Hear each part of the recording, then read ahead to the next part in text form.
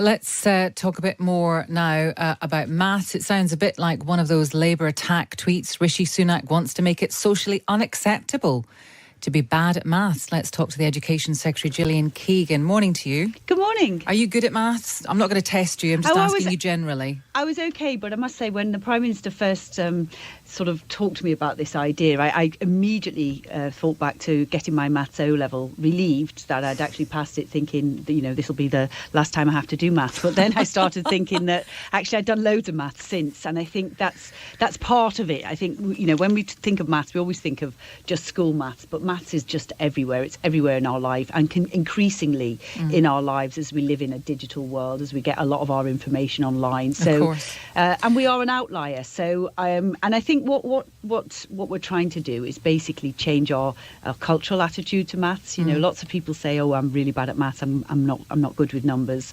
and you say that in a way that you wouldn't ever say, "Well, I'm really bad at English," or I can't read or something. So it's really just trying to change how we present maths, and we have done a lot to change how we teach maths. So from 2015, we introduced something called Mastery, which we got from Singapore, and we've adapted it to the UK. And it's actually transformed night and day how we're teaching maths, and particularly how probably we got taught maths at school. Yeah, I mean, I don't think that there can't be a person in the country who thinks that not being, as a nation, being sufficiently numerate, that is a good thing. But the Prime Minister is really going in on this. He's saying it should be socially unacceptable, that people should effectively be embarrassed.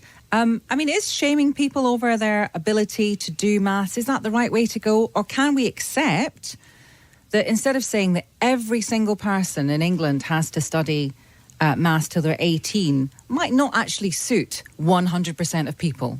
Well, the thing is, it does suit 100% of people in most other countries. And this is another thing. We're an outlier if you look across the OECD countries. And if you think about the sort of competitive nature of global industries, jobs, the digital tech sector, everything, how we run our lives, that's the world that we're in now. So we are an outlier. And I think what we're trying to do is just to say to people, actually, nobody's not good at maths. So there's some people who are not taught maths well. But we believe that everybody could be good enough at maths if they were taught well. And, what we need to do is prepare this generation for the world that they will be operating in. Right. You need the infrastructure, though, don't you? I mean, many people getting in touch with us saying, hang on a second, just teach it well up to 16. And the way you need to do that, of course, is by having specialist maths teachers. And you know yourself that over half of secondary schools rely on non-specialist maths teachers right now, which could be the problem, couldn't it?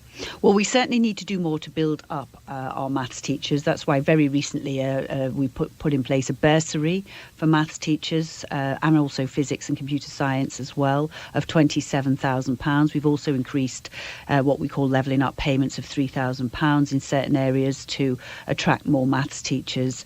I'm also working, or I've asked the teams to work on a maths and physics teaching apprenticeship, which will be an undergraduate apprenticeship, so a bit like the doctor's one that we've recently introduced, to make sure that people can have an earn and learn route, either young people or people wanting to transfer into teaching as a second career.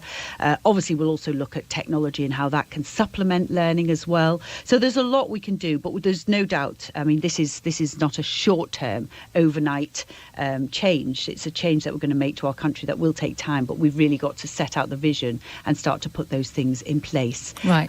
But we have also got the maths hubs that we've introduced, about 40 of them around the country, and they're really with specialist people helping train primary teachers and other teachers in secondary schools now to be more comfortable teaching maths up to a level, because that's also going to really help to make sure that the principles are embedded well. But, Gillian Keegan, I presume that you want all secondary schools to be using specialist maths teachers 100%. That's the goal.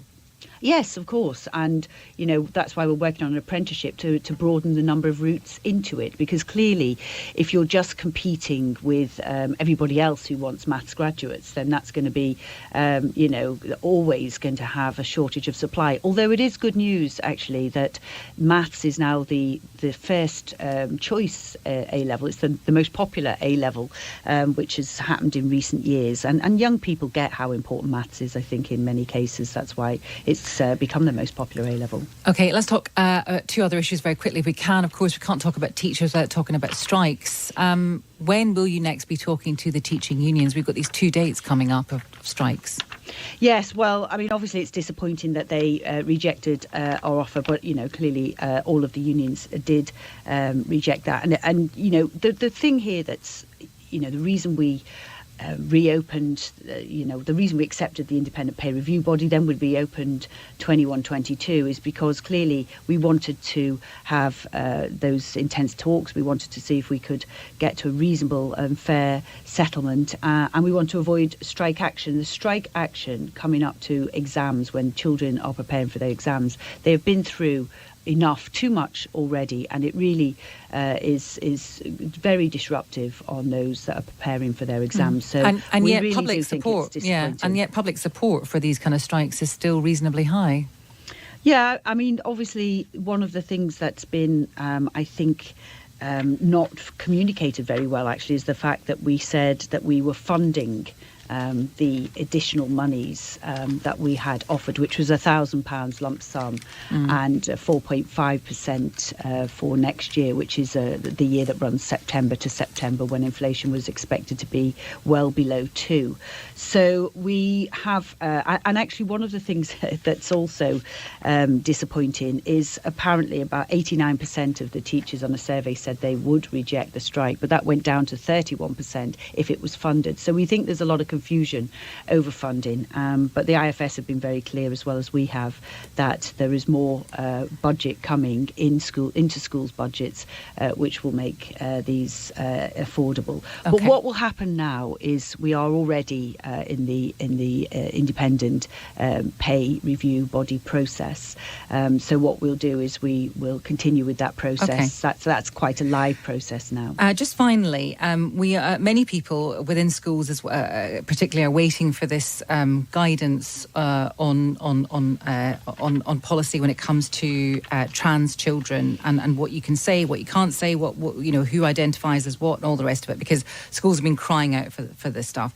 There was a case in the papers over the weekend of a teacher who says that she was told to apologise to 11-year-old girls at a private girls' school because she said "Good afternoon, girls" at the start of a lesson.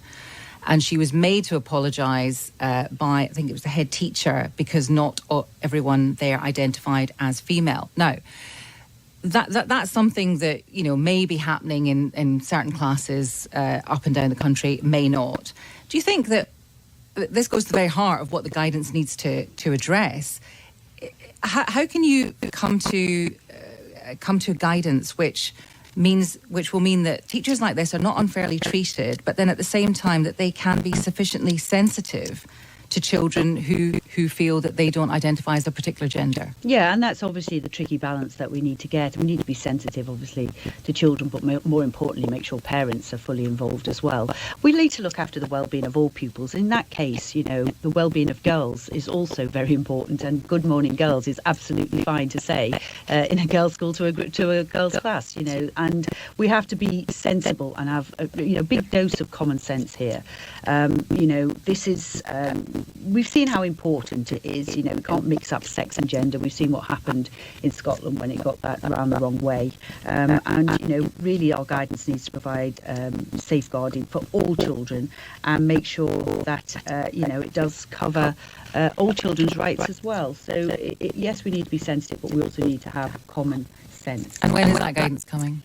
It will be published before the summer recess. I'm working with the Women Equalities Minister and others as well to make sure that we get that balance right. And then it will be consulted on. So it will be a draft which will be put forward for consultation so that we can get all the views. Because we do know that it is a sensitive area. There's lots of people who have different views, and we want to make sure that we can consult on those views fully.